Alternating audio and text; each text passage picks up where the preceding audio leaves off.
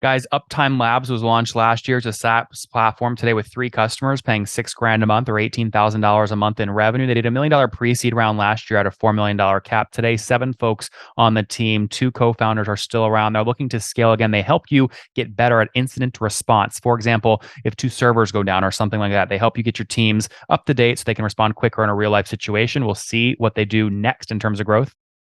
Hey, folks, my guest today is Hamed Silatani. He's a father and husband, and he uses his remaining time to build Uptime Labs, which helps train teams to fix outages quicker at uptimelabs.io. Hamed, are you ready to take us to the top?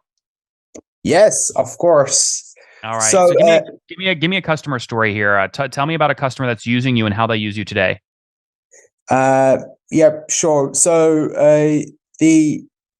the big challenge when it comes to IT outages and recovering from outages is the chaos that it breaks out as soon as system goes down. Okay, and it takes a lot more than technical skill set to be able to recover from an outage.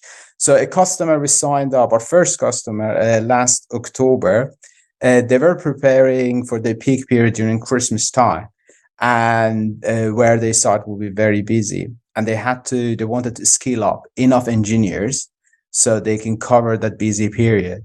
But there was no other product or no other solution to let them to prepare their and skill up the engineers in the short span of time.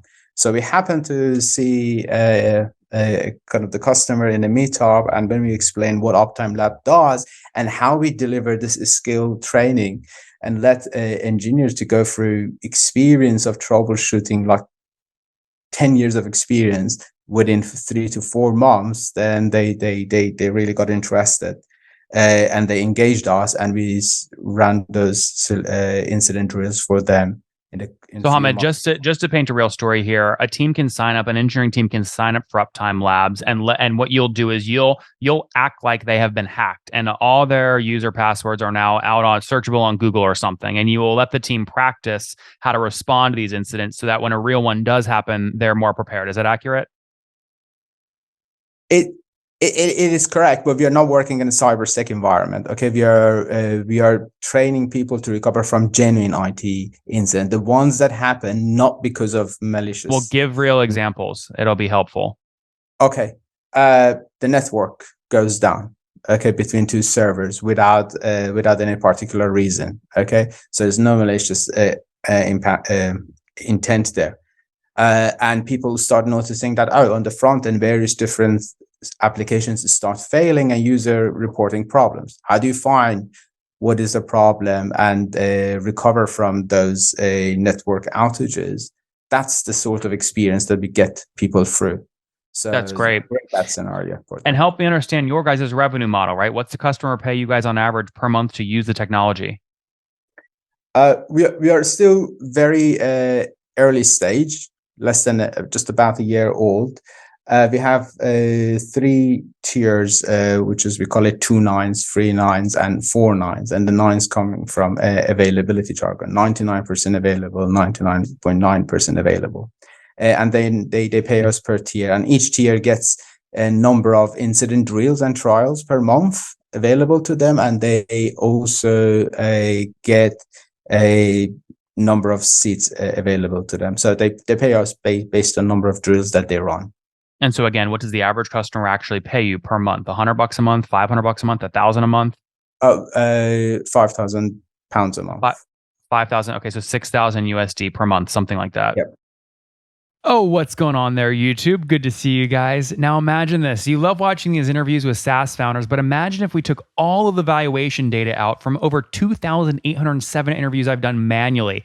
Saves you a lot of time. Well, we've done this. We've built it into the beautiful interface inside of FounderPath. Check this out. I'll show you how you can access this in a second, but you log in, you connect your Stripe account, you see your valuation real time, you can see what it changed over the past 88 days, and even set goals for valuation this year. Now, the secret to valuation is there's many different ways to value a SaaS business. So the reason you're going to see 3 or 4 different valuations inside of your FounderPath dashboard, this is all free by the way, is because depending on who's doing the buying of your SaaS company, you're going to get a different valuation. A VC is going to pay a different valuation. Private equity firm is different. If you're going to do a minority sale, that's different. And if you sell the whole business, that's a different valuation. You can see all those when I hover over here. Right. So the teal is what a VC would pay, yellow is what private equity, and red is if you sold the whole thing outright. Now, what's cool about this is not built off random data. Again, you guys hear these interviews on YouTube. All these data are built from real-time valuation data points founders share with us on the show. So traction, 1.2 million, seed round, 3.7 raised. They sold 22% of their business. Go in here and filter by the event. Maybe you only want to see companies that have sold the whole business. Well, here are a bunch that have been acquired, the valuation and the multiple. Maybe you're going out right now and you're raising your seed round. Well, go in here and look at all this recent seed deals that went down, what they raised, what valuation they raised at, and what percent that they sold. There's never been a larger data set of SaaS valuations than what you can get now inside of FounderPath, and we're thrilled to bring it to you. All right, we're going to go back to the YouTube video here in a second, but if you want to check this tool out, if you want to jump in and sign up, you can check it out for free to get your valuation at this link, founderpath.com/products/valuations. Or if you go to founderpath.com and hover over products, click on get your valuation here and go ahead and sign up to give it a whirl. Again, all that valuation data live right inside the platform. I hope to see you there. All right, let's jump back into the interview. That's very cool. And someone paying you $6,000 a month, how many seats are they probably paying for? They pay for 5 seats. Okay. And that 5 seats can help them train up to 20 engineers in the course of a year. So they train set of engineers for a quarter and then bring another set of engineers to use those 5 seats. And you walked us through the story of your first customer last year, which was great. How many customers are you serving now today? Are we talking 3, 4, 5, something like that? We're currently serving 3 customers at the moment. 3 customers. Okay. So 3 customers paying $6,000 a month is about $18,000 a month in revenue right now. Is that accurate? Yeah, almost. And what's the growth plan this year? How do you get up to 50,000 a month? So our focus this year is to we're not optimizing for increased revenue this year. We're optimizing to learn from customers what exactly they need. So we are very careful what customers we're signing up. What we're looking for customers we call visionary customers. Okay, so the vision of the leader at the helm and the technical team is much more important than the revenue they give us this year, because that will help us to build an awesome product that then we can sell a lot faster next year. With that context, we'll be looking to sign up another 5 customers this year by end of the year. The only kinds of founders saying right now they don't care about increasing revenue are ones that have raised a crap ton of VC to get through a recession. Everyone else wants to make a lot of money right now, and they want to be very profitable. So I'm assuming you've raised capital. We have raised our pre-seed round. Okay. I'm not saying I don't care about money. I do care about money. I need it. But what I care most about is building this awesome product that people need, because then money and success will follow. That makes a lot of sense. How much was the pre-seed round for? About just under $1 million. Just under $1 million. And did you close that last year? Yes. Interesting. So looking back now, most SaaS companies doing rounds last year, their pre-seed were selling, between 15 and 20% of the company in that round. Were you in the same range? Yeah. Okay. So something like a $4 million cap, $5 million cap, something like that. 4 million. Cap. That's great. Now looking back now, was that to convert this in pounds and dollars? Yeah, no problem. Looking back now, was that the right decision? Yeah, absolutely. I think without that money, we wouldn't be able to build the base product to start going to market. And yeah, I think it was the right decision, and then the amount worked out well as well. It's given us enough runway, especially through this economic situation at the moment. Yep. And what's the team size today? How many folks are full time? We have 7 of us full time, 5 in product engineering, and then 2 co-founders. That's great. And I get you're one of the founders, right? Yes. Okay. Now, what'd you guys do at the beginning? You just split equity 50-50 or what? That's a very interesting question. So initially was more than 2 of us. So it was 4 of us were getting together, but then it started 50-50, but it didn't end up 50-50. And so that's a tough conversation, but it happens a lot. So to the extent that you can, walk us through how you had the conversation about, hey, I'm working harder, I deserve more, I'm working less, I don't need as much equity. I mean, the good thing was all of us, we knew each other for a very long time. So there was absolute trust in the conversation and fairness. And how we ended up to kind of changing the percentages was really how much risk each of us are happy to take. Okay. So I left my permanent job 6 months before anyone else.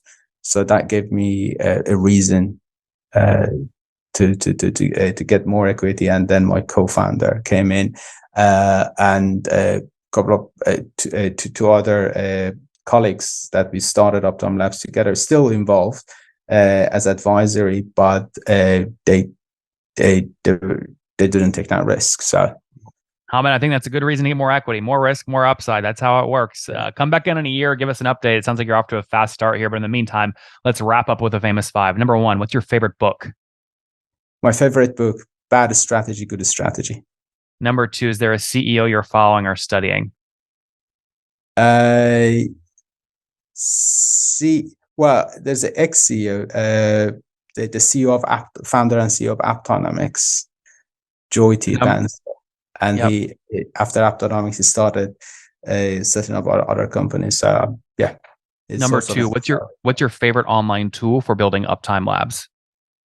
My favorite online tool, Miro board. Number four, how many hours of sleep do you get every night?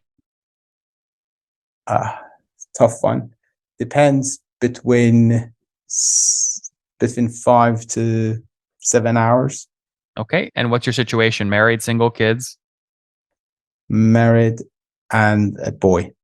Oh, very cool. And how old are you? 44 years old.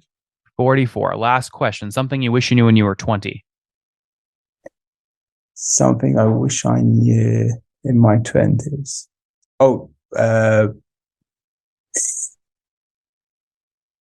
Absolutely help as many people as possible without any reason. Because when you start in a journey like entrepreneurship, all of that comes back and help you get to receive those help. So yeah.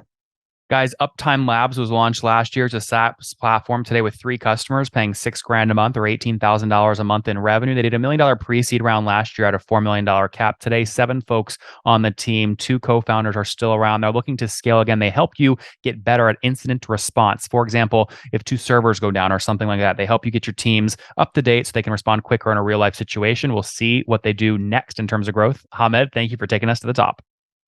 Great. Thanks, Nathan. Thanks for having me.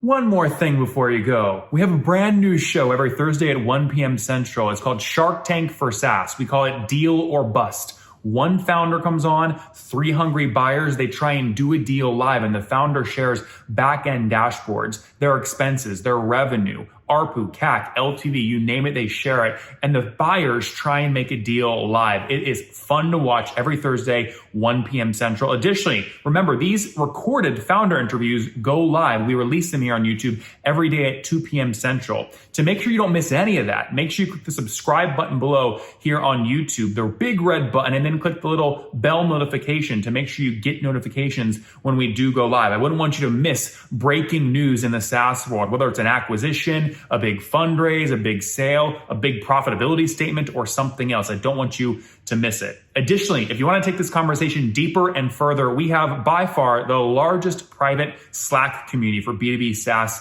founders. You want to get in there. We've probably talked about your tool if you're running a company or your firm if you're investing. You can go in there and quickly search and see what people are saying. Sign up for that at nathanlatka.com/Slack. In the meantime, I'm hanging out with you here on YouTube. I'll be in the comments for the next 30 minutes. Feel free to let me know what you thought about this episode. And if you enjoyed it, click the thumbs up. We get a lot of haters that are mad at how aggressive I am on these shows, but I do it so that we can all learn. We have to counter those people. We got to push them away. Click the thumbs up below to counter them and know that I appreciate your guys' support. All right, I'll be in the comments. See ya.